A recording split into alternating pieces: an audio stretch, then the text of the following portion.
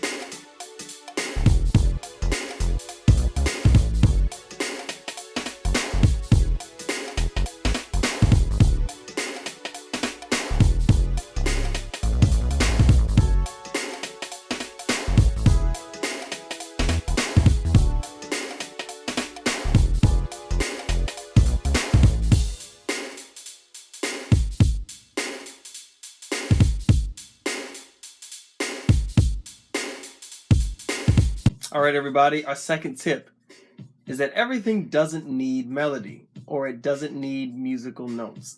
As you just saw, everything was going on in the chorus, and then we just broke it down to the beat. And that's doing the job that we want. It's creating diversity. It is making the listener pay attention to what's going on in the song. We've got no notes. It's just snare, hi-hat, and a kick.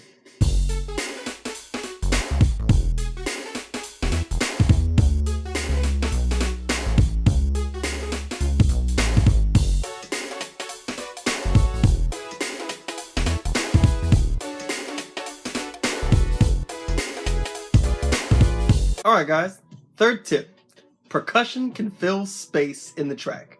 Much like I just said, how every portion of the song doesn't need melody or it doesn't need notes. If you're finding that there is just a lot of space in your track, look into percussion instruments. For those who don't know what they are, if your kick drum or if your bass portion is a hi-hat, a snare, and a kick, you're talking percussions, it's like shakers, bongos, triangles, chimes, and just all tambourine, things like that. And you can use those kinds of things to help fill in space in the track without muddling it with more musical instruments that create music notes. Now what we have here is the chorus that I'm working with right now. By itself, it sounds pretty good, but there's something missing out of it because there's too much space, but I don't want to put any more actual musical notes in there. So if I put in some shakers,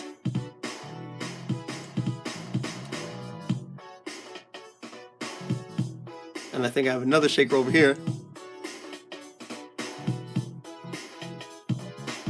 Nice. And I have some bongos, or is this some type of, I don't know, percussion instrument?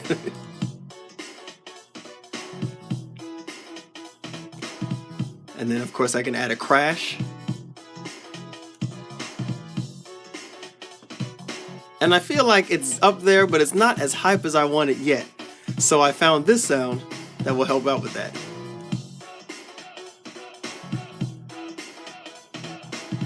Alright guys, tip number 4.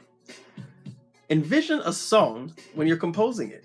Sure, you're just trying to make a beat, you just want to make a song that has a verse and a chorus.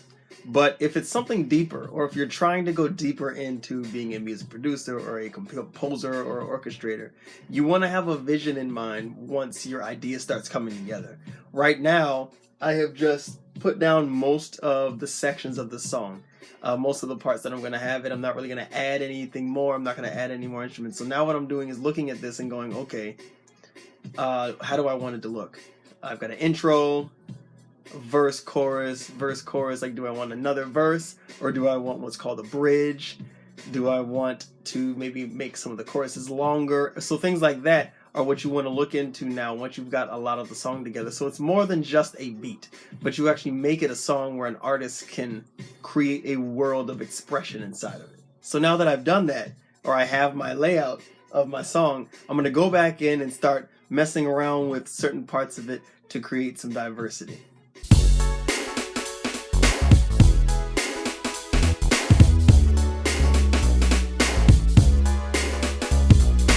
Alright, tip number 5. Create T-spots for different segments of the song. Now T-spots, I call them that transition spots, meaning when you're going from the chorus to the verse, you're going from the verse back to the chorus, or chorus to the bridge, or something like that. Whatever is that portion where you're transitioning from the former to the latter. So what you just saw me do was go in and mess around with some instruments in the verses. But now I'm going to show you, now that I have the entire song laid out, and it's how I want it, I'm going to go back in and I'm going to do things like right before the chorus starts or right before second verse starts, and do something to just signify that in the listener's head or mind, after hearing the song, let's say once or twice, they'll recognize like, okay, whatever part I was just listening to is about to switch to something else. You hear this a lot in popular songs, but I don't think you may notice it as much as often as you think, because it's a very common thing to do. And when you get excited in the creation of the track, you sometimes forget to do things like that. Small things like this that help create a very diverse track for listeners.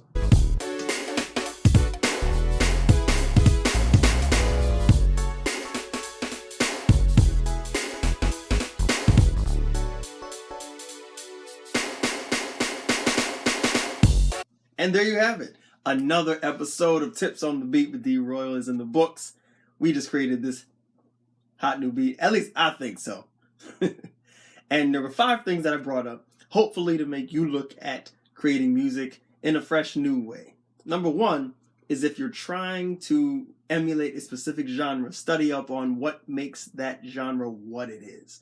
What are the sounds? What are the beat patterns that make it what it is? And since today's video was New Jack Swing, that's what I researched. Number 2, every single part of the song doesn't need melodic instruments. Sometimes it can just be the kick drum, snare, and hi-hat, and it will be perfectly fine. Number 3, percussion does fill space. When you don't want to add any more musical instruments that give notes, sometimes things that make sounds will do just right. A tambourine, a shaker, bongos, chimes, a triangle, stuff like that. Number 4, create a song when you're composing. It's okay to just make beats, but do more. Shape a song, shape a world in the flow of your music. What do you want the person to feel? What do you want them to be able to emote or envision when they're listening to your song? And you're creating a world for an artist to be able to play in. It's like a playground for that artist to create a song, to sing, to rap, and more than just get hype because the beat is hot. And number 5, go on in and create unique T-spots between different sections of the song. Remember, I call them that, but transition spots. between verse to chorus, chorus to verse to bridge, and so on. So thank you so much for watching this episode of Tips on the Beat with D.Royul. I've had a lot of fun and I hope you have. And remember everybody, creativity has no boundaries. Use your God-given gifts and talents to create something fresh today. But remember, make sure you're having fun while you're doing it. See you next time.